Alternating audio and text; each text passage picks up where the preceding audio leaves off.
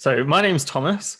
I am a paleontologist at the University of Birmingham, is where I currently work at the moment. And I am a paleontologist who I actually don't work on any particular animal groups. I have a slightly peculiar job in that my official job title is that I am a taphonomist. And this morning you had a speech from Maria McNamara, who is also a taphonomist. And what a taphonomist is I'm very interested in looking at how animals become fossils. So I'm very interested in the processes that allow fossils to form, basically. But today I'm going to give you a little talk about ammonites. And the reason why I'm going to talk to you about ammonites are because they're particularly famous in Lyme Regis, but also they are some of my favorite animals, as you can see from my octopus jumper and my soft squid in the background. Cephalopods are some of my favorite animals, and they have a really amazing evolutionary story. So I'm just going to talk to you a little bit about those today. So just bear with me while I share my screen. So if you are lucky enough to get to Lyme Regis after the COVID pandemic passes us by, and that you are blessed with nice weather, you might be very fortunate in finding a fossil cephalopod. Here you can see a beautiful view of Lyme Regis, and here we have a giant fossil ammonite just randomly in the rocks. Obviously that one's a bit too big for you to take home, but if you're very lucky, you might come away with one like this one, which is one I found a few years ago. Or you might come away with these weird looking pointy fossils, which are called belemnites. And these are also a fossil cephalopod. And I'm going to talk to you a little bit today, mainly about ammonites. And I'm going to talk to you about why they're important and what they are. So this is the fossil ammonite that I literally just showed you on screen, that I found a few years ago. And if you go to Lyme Regis and you walk along the coast, along the lias, the blue lias, which is the sort of stripy looking rock that you can see past the cob, you might see a large limestone platform like this. And this is a pretty magical thing because this is an ammonite graveyard. You can see hundreds and hundreds of ammonites that have been preserved here in this limestone. And one thing that's amazing, or that I particularly love about this limestone, which is not great for the limestone itself, but when you get to visit the limestone, if you sit there as the tide is coming in or going out, you can hear the waves crashing on the limestone, but you can hear the pebbles being dragged across it, which is actually destroying the fossils, but is actually quite a beautiful and lovely sound. So that's probably one of my favorite things to do when I go to Lyme Regis fossil hunting. But here's some close-up pictures of some of these ammonites, and you can see these beautiful swirls. And sometimes you can see, like in the top one, you can see these sort of stripes. And in fact, you can see that in the Lyme Regis Fossil Festival logo. So what are these things? And what's going on with this fossil? What is this weird-looking creature? And ammonites are everywhere in Lyme Regis. They're even in the lampposts when you're walking around. And one of the reasons why ammonites gained a lot of fame and are so well known, I think, is because of Mary Anning, who many of you will probably have heard of. But for those of you who haven't, Mary Anning was a woman who collected fossils. And realistically, she was one of the first, well, she was a groundbreaking pioneer of paleontology, really. She collected these fossils often on her own and by walking along the coast. And here's a little picture of her peeking out from behind her own gravestone, which is a little bit weird now I think about it. But Mary Anning is an amazing lady. She had a little dog, and they would go along the coast together. And she found all these amazing fossils, like the big marine reptiles, like the ichthyosaurs and the plesiosaurs. She even found some pterosaurs and some dinosaurs. And she would take these fossils home on her own, and then she would chisel them out of the rock and prepare them, and then she would draw them, and then try to sell those fossils to wealthy paleontologists, basically so she could live. So she's a pretty amazing lady, and she deserves all the credit and fame that she's getting at the moment. But one thing that Mary Anning definitely did was found ammonites, and she would sell ammonites to the tourists and who would come to visit her. And in fact, there is a rumor, I don't know if it's true or not, but the rumor is that the tongue twister she sells seashells on the seashore is about Mary Anning selling things like ammonites and shells and the like. So back to our little ammonites. What are ammonites? What are these weird, funny old fossils? And where did the ammonite get its name from? So in medieval times, ammonites were found by locals, and they were often called snake stones because they look a little bit like a coiled serpent. And there's actually a lot of mythology behind snake stones. It was believed that Satan placed snakes to tempt us because of the Garden of Eden and the story in the Bible in Genesis. And so because snakes was often seen as a symbol of evil and basically because they believed that Satan brought snakes to earth, which is a bit unfair on snakes. I don't think snakes have done anything wrong. Often they thought that the snakes had been punished by God and turned to stone. And what they would do is they would carve the faces of snakes onto these snake stones. But we know that these animals are not snakes. In fact, snakes are fairly recent, evolutionarily speaking, and ammonites are much more ancient than snakes. But snake stones also have some really interesting history behind them. So in medieval times, you might be visited by a plague doctor like this one, slightly apt for the current time period, but we won't go into that.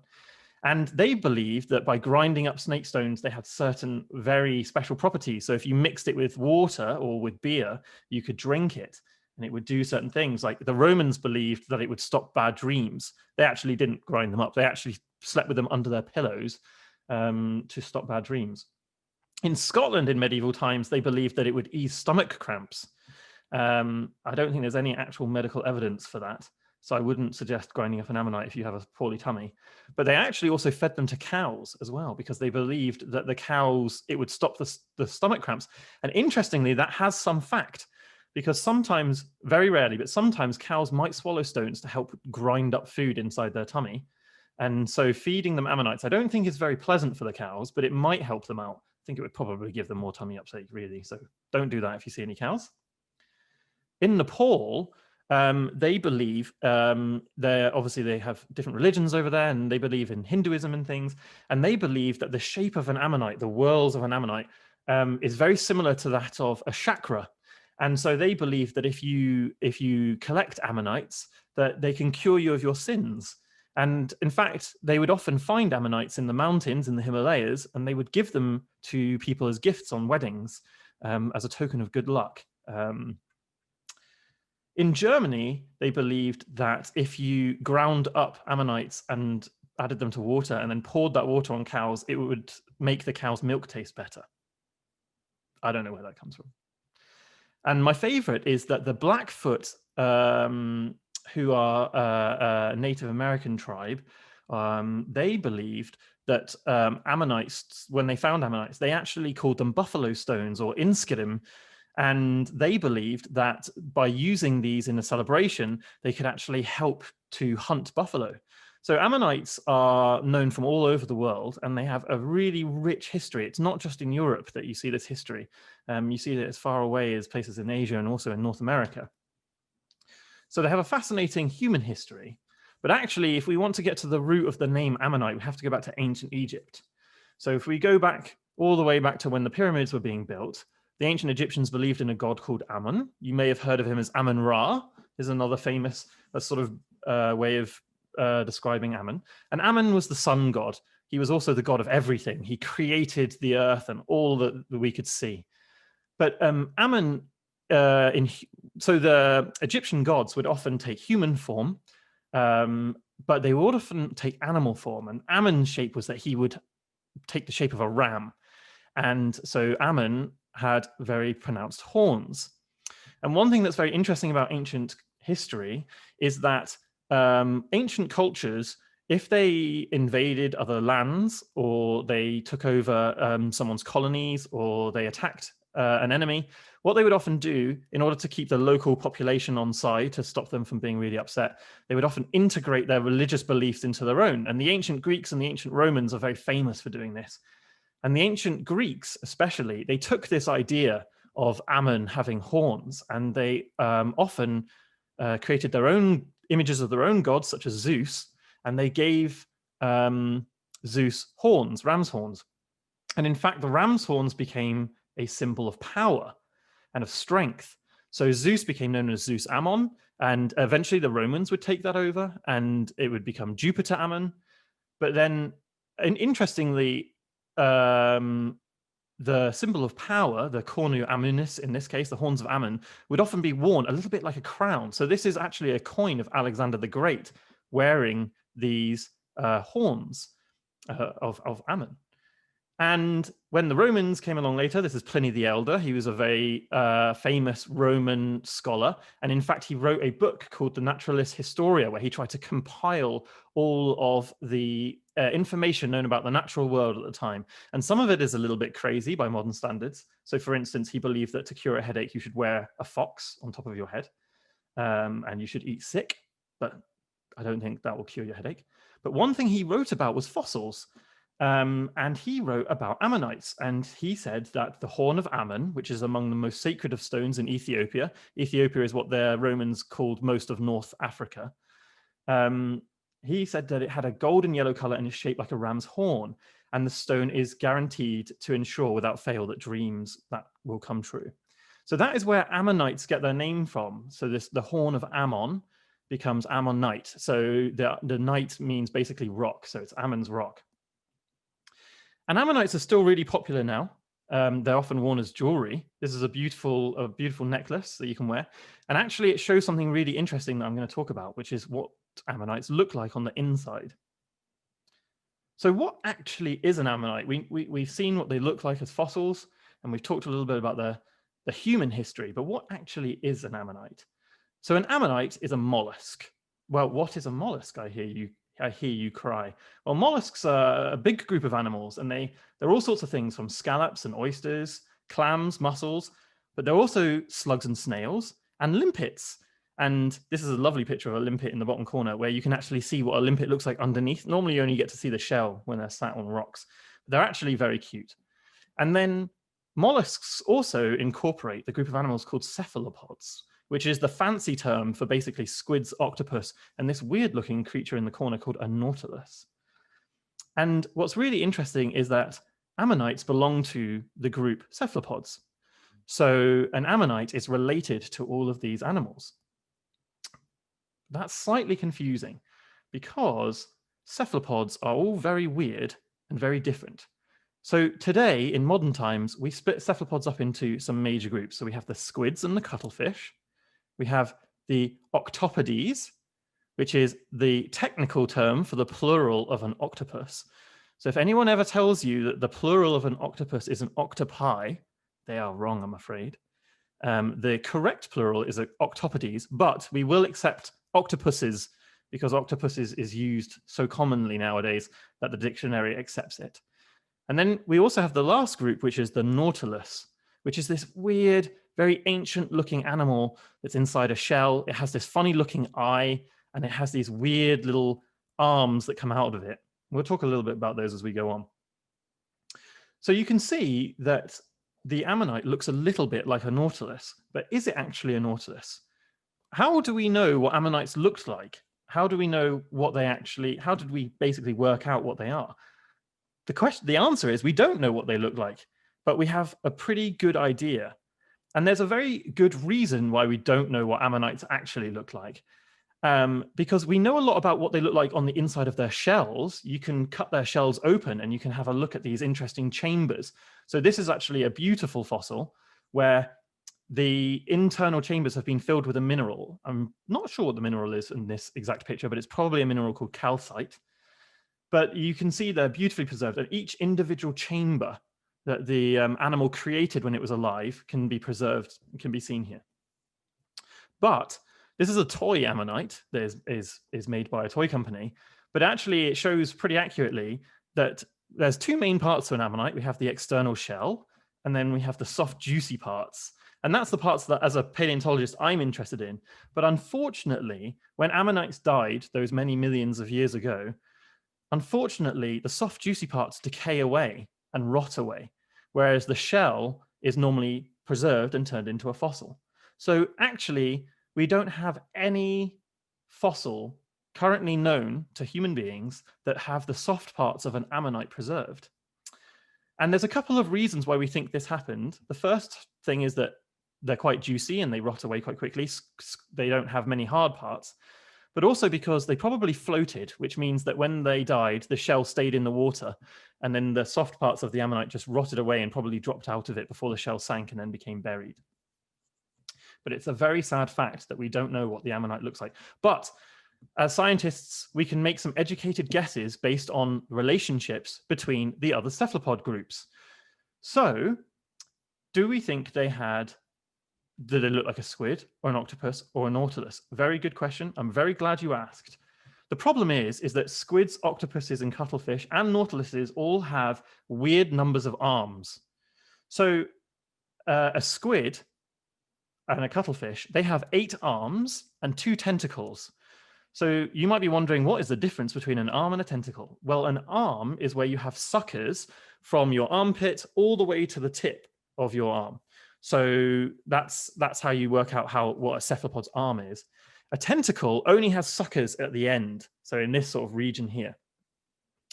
So that means that squids and cuttlefish have 8 arms and 2 tentacles.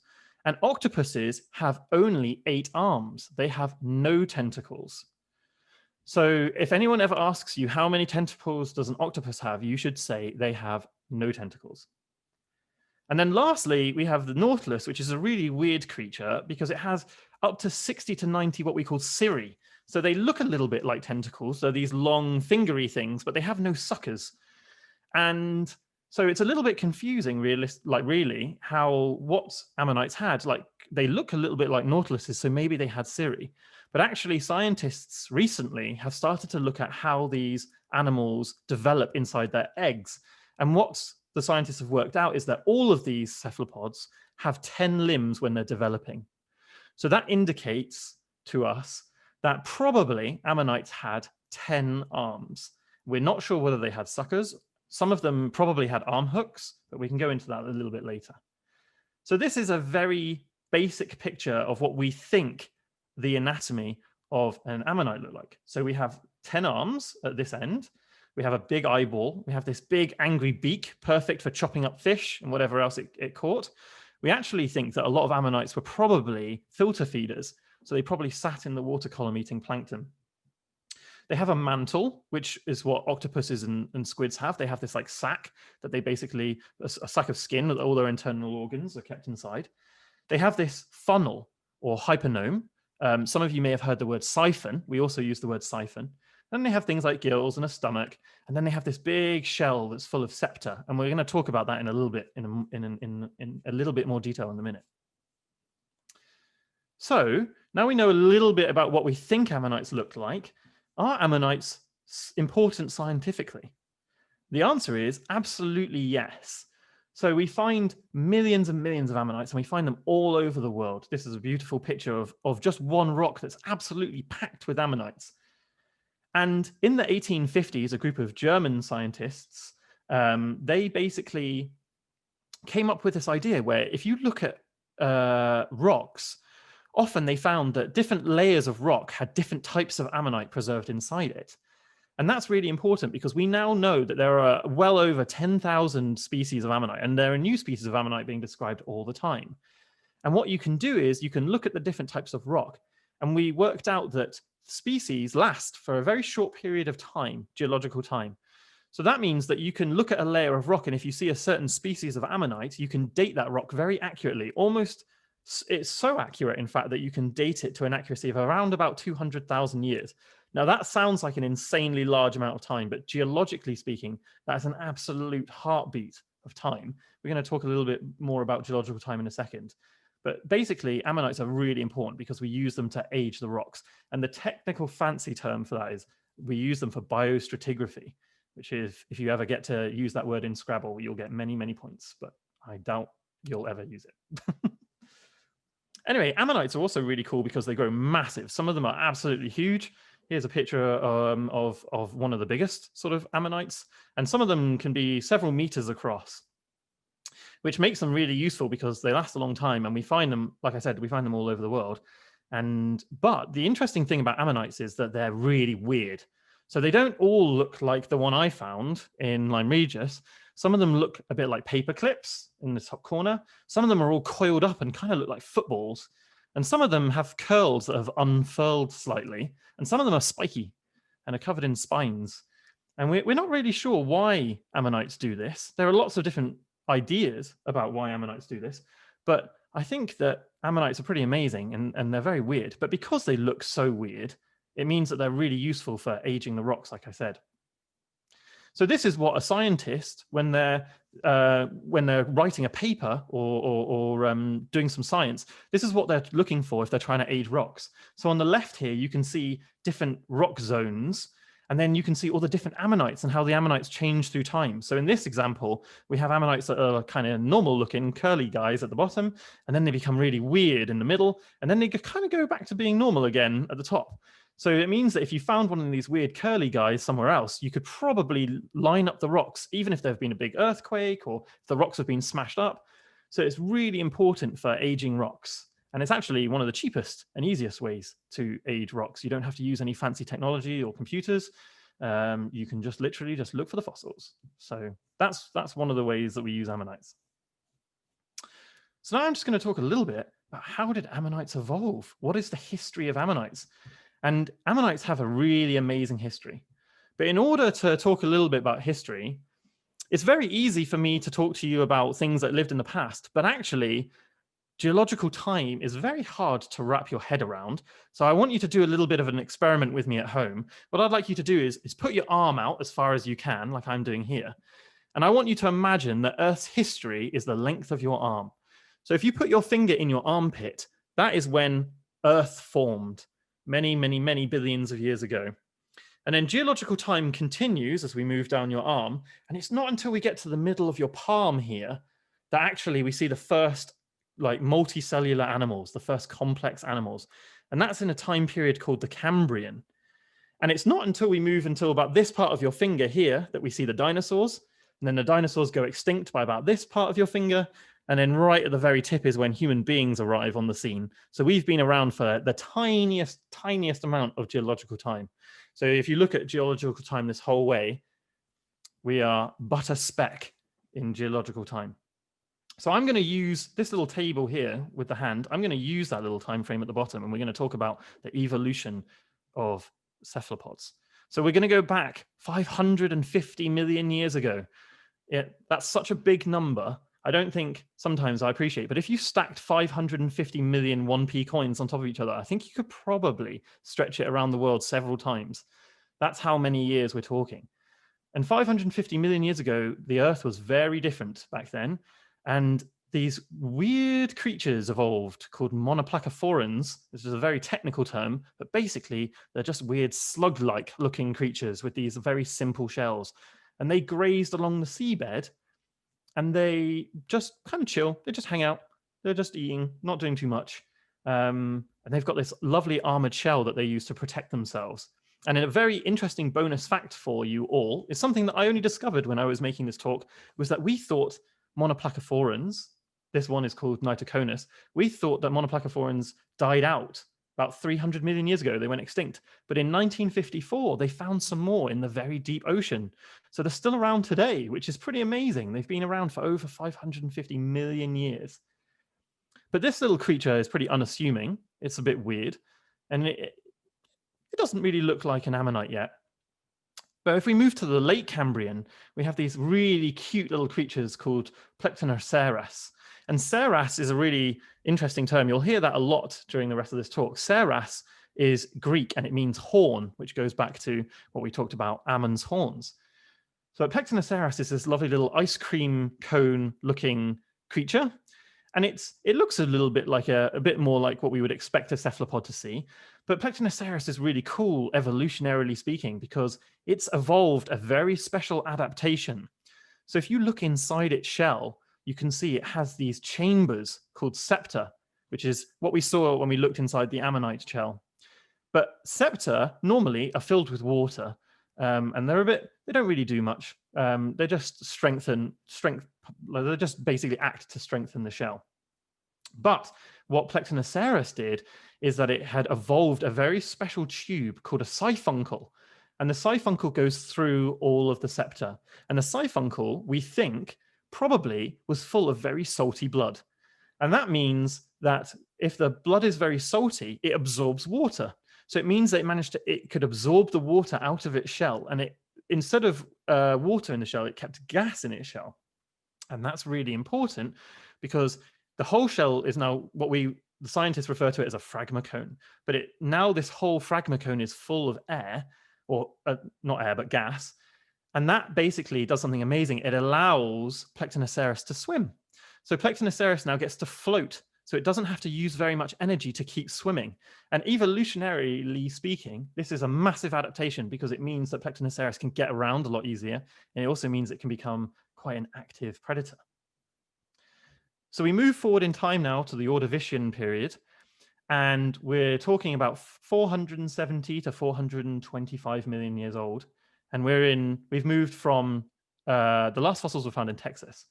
We've now moved towards Europe, the USA, and parts of Asia. And this is the golden period for cephalopods. And that's because of something called the Great Ordovician Biodiversification Event, or the GOBE for short, which is a very long term and it sounds very scary. But basically, all it means is in this time period, conditions were absolutely perfect for cephalopods. There weren't many predators and there was lots and lots of oxygen. And that means that nautiluses or nautiloids like Plectinoceras managed to get really, really big. So this is Camonoceras and it's 6 meters long. It's absolutely massive. If you compare it to a human being, we're itty bitty little tiny things. And these guys are the kings and queens of the ocean. They are the apex predators. They have this big external shell that's buoyant, so they can float around, and they're very active, and they're eating things like giant sea scorpions and eating each other and eating little fishes that are starting to evolve around this time. So at this point in the 470 million years ago, cephalopods are the kings and queens of the sea. And around this time, we start to get creatures that look a lot like the modern nautilus. So this is Cenoceras, and it comes from the USA and Europe, and it looks very much like the modern nautilus. They're not the same animal. The modern nautilus is different. It has evolved new features and characters, but they are very, very closely related, and they have a lot of similarities. And evolving this small shell instead of this long, instead of involving the long spiky shell like we saw in the other nautiluses, these nautiluses evolved a very small round shell. And that was very useful because it actually allowed them to move quite quickly. Now, if you've ever seen a video of a nautilus moving, you might find it absolutely hilarious. So I've included a little GIF. Here's a little nautilus swimming around, and it kind of looks a bit rubbish. It kind of looks like it's moving very slowly. But actually, these guys are pretty active predators. They can jet around if they get startled, and they just sort of move around with the currents. But when they find something they want to eat, whoosh, they get out of there.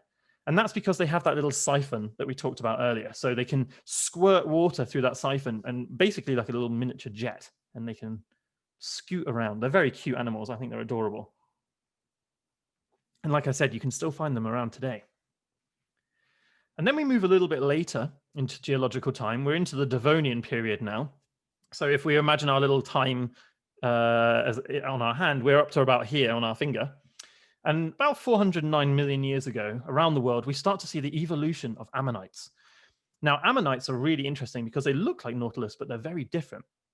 And there's something happening in the Devonian which forces these cephalopods to evolve, and that is the rise of big, very angry fish. And these fish are different from the previous fish that have come before them because they have jaws. So they're capable of biting through an ammonite shell and through a nautilus's shell and smashing it to pieces. So the ammonites evolve, and they have much stronger shells, and they evolve slightly different characteristics. But interestingly, they also change their lifestyle. So what is the difference between an ammonite and a nautiloid, you might ask? Well, other than the number of limbs, we have to look at how they lived and their lifestyles. So ammonites, we think, grew very quickly. They probably laid one batch of eggs at the end of their life, and their babies lived in the plankton. So that means that their babies, once they hatched, they became tiny, tiny little creatures, little tiny ammonites, and they lived at the surface of the water. And they're probably eating microscopic plants. And that's really useful because it allows you to basically live fast, die young kind of situation. Whereas nautiluses grow very slowly. They lay multiple batches of eggs in their lifetime, and they lay their eggs on the seafloor. They don't, their babies aren't in the plankton. And this is a very interesting adaptation, because we'll talk a little bit about this later, but these differences are very subtle between the two. But basically, because ammonites grow so quickly and they have so many babies, they basically take over, and ammonites become the dominant cephalopods during this time period. And like I said, they evolve into all these weird forms. You get the football ones, the spiky ones, the paperclip ones. So if we look at geological time again, 500 million years ago, our nautiluses appear, and nautiloids, and then our ammonites branch off, evolutionarily speaking, a little bit later, around 400 million years ago, and then they keep going until an event about 66 million years ago happens. And you might have heard of this event. This is the end Cretaceous mass extinction. So this is the event that killed the dinosaurs. So an asteroid impacts on the planet's surface, probably somewhere in the Mexico region in Yucatan, and that meteorite wipes out the dinosaurs. But at the same time, it also wipes out the ammonites. And the reason that we think this happens is because ammonites basically save up all of their eggs until the end of their life and lay their eggs. And then their eggs, like I said, they hatch into the plankton. And the plankton were very stressed by this event. The seawater becomes quite acidic at the surface. So that was probably a reason why the ammonites went extinct. But that is not the end of the story for cephalopods, because about 300 odd million years ago, during the Carboniferous, a little bit later, we see the rise of a new group of cephalopods. And these cephalopods are special because they have involved an internal shell. So they've thought, hey, having an external shell is cool and all, because it means that predators can't eat you very easily. But actually, it's cooler if we evolve an internal shell. And so these are the rise of the modern cephalopods that we see today. So we have these weird creatures, like in the Jurassic period, like Pasiloteuthis here. That's about 180 million years ago. And these creatures lived at the same time that the rocks around Lyme Regis were being formed. And we actually find beautiful fossils of these animals in Lyme Regis.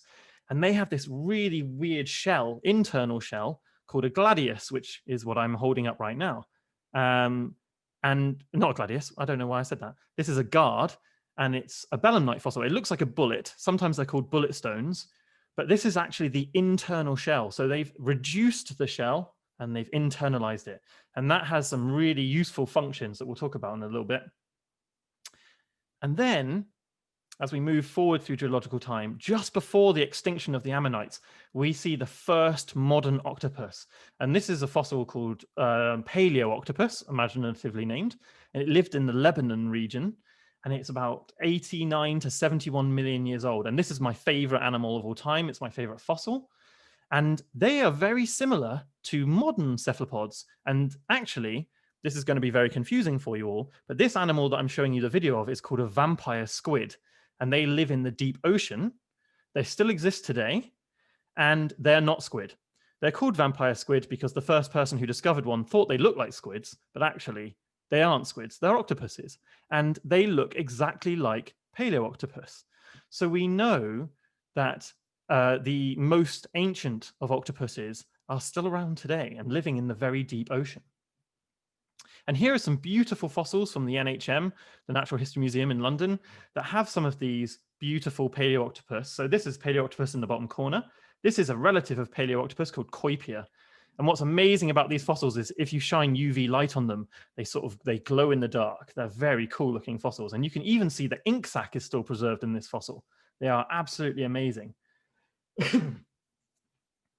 So why would you put your shell on the inside? Why is that a good idea? Well, basically, it allows you to go a lot faster. Ammonites and nautiluses are quite slow moving. They're still quick, but they're nowhere near as fast as an octopus. And if you look at octopuses jetting around, they're very, very speedy.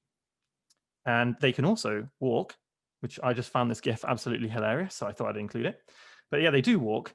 Yeah, what more is there to add about that? But another thing that not having a big external shell allows you to do is it allows you to go deep. It allows you to live deep. So this is the vampire squid. It's not a squid, it's an octopus. And this lives at 3,500 feet deep in the water, which is so deep, so deep. You'd be squashed if you ever tried to swim that deep.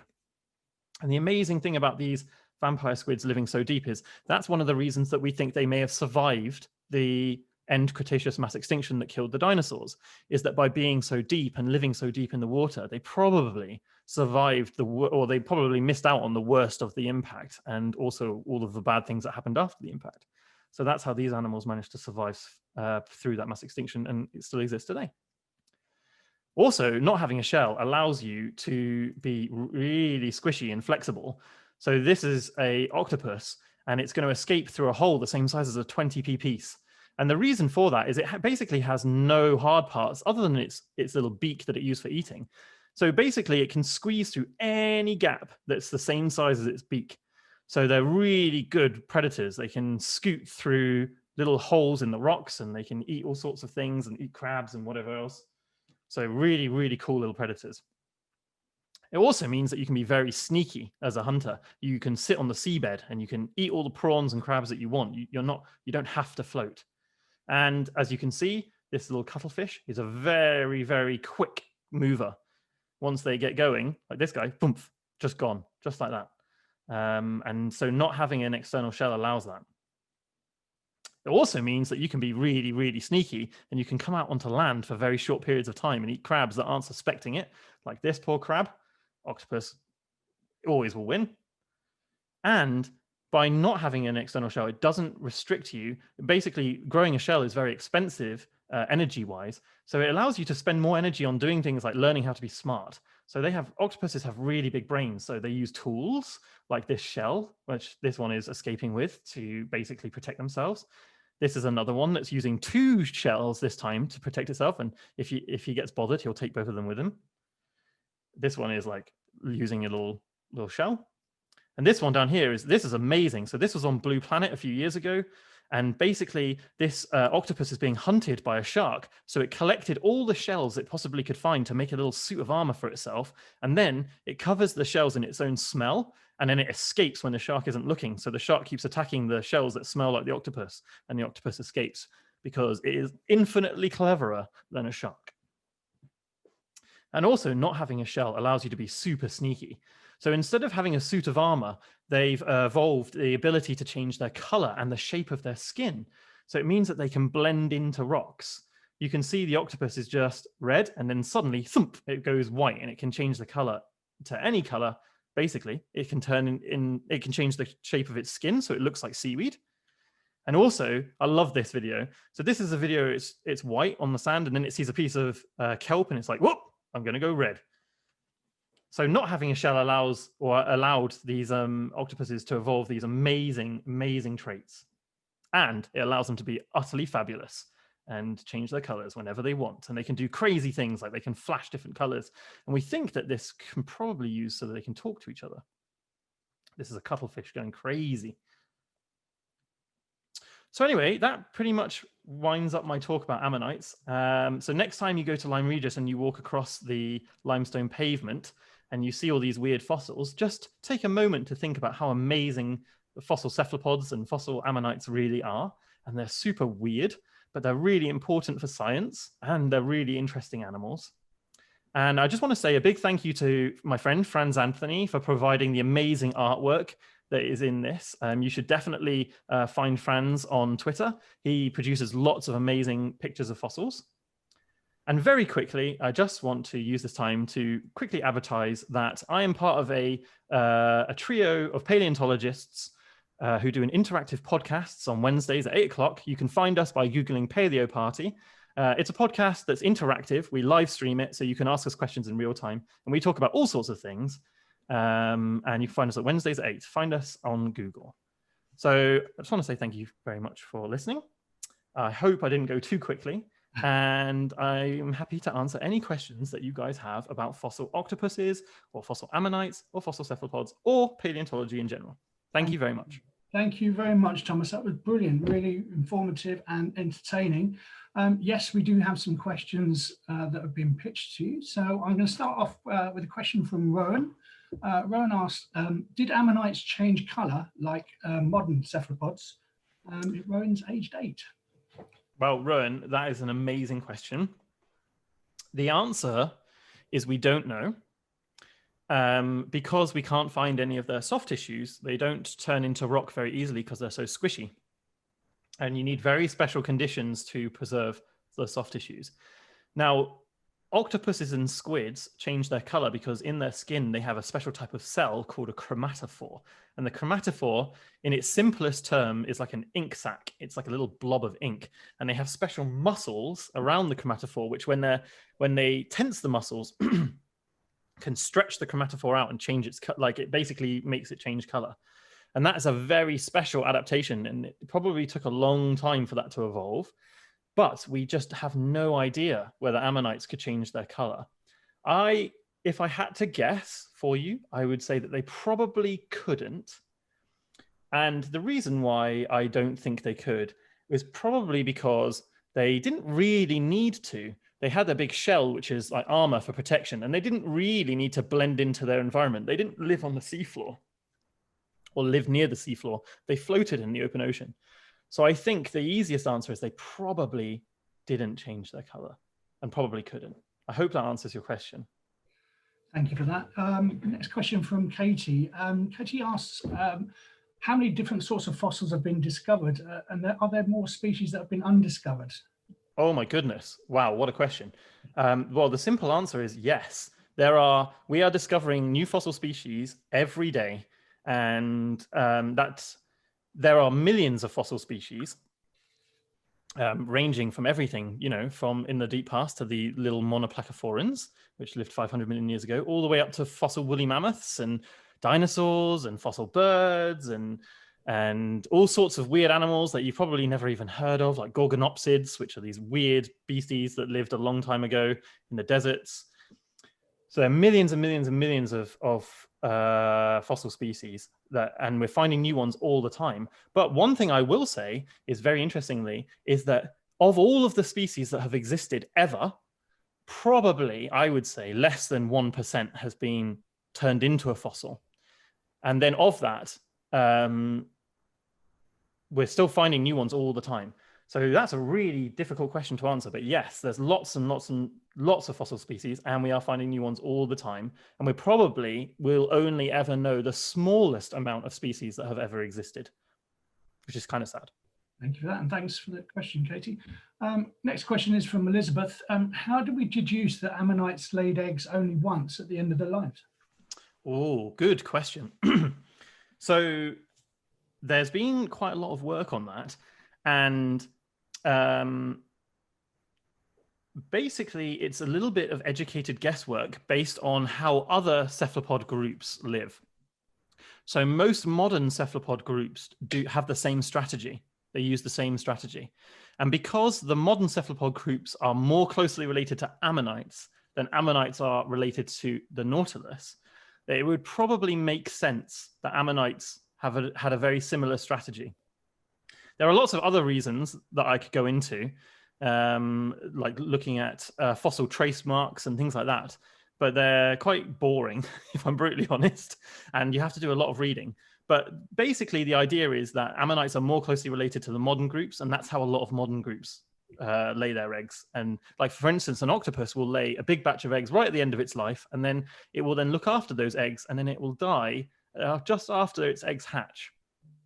It sounds really sad, but it's actually a really clever strategy because it means that it uses up all of its energy to look after its eggs and then passes on. And then the babies can then eat the mother if it's still there, and it gets recycled. So yes, really good question, that.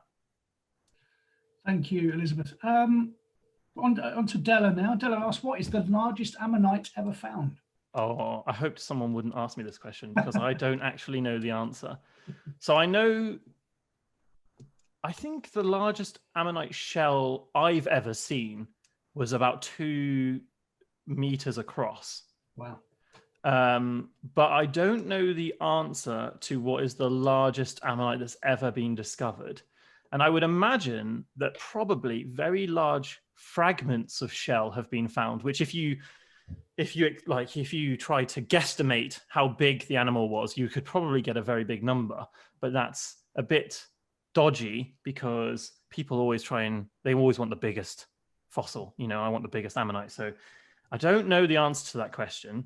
But like I said, the biggest one I've seen, it was so big I couldn't even stretch my arms across it. I have a question, in fact. So the ability to go so far deep that it would squish normal sort of beings, what stops them being squished under such intense pressure? Ah, very good question. So in modern cephalopods, like the vampire squid, they basically are just made out of water. They have very few hard parts. So there's nothing really to get crushed in them. They're basically just sacks of goop.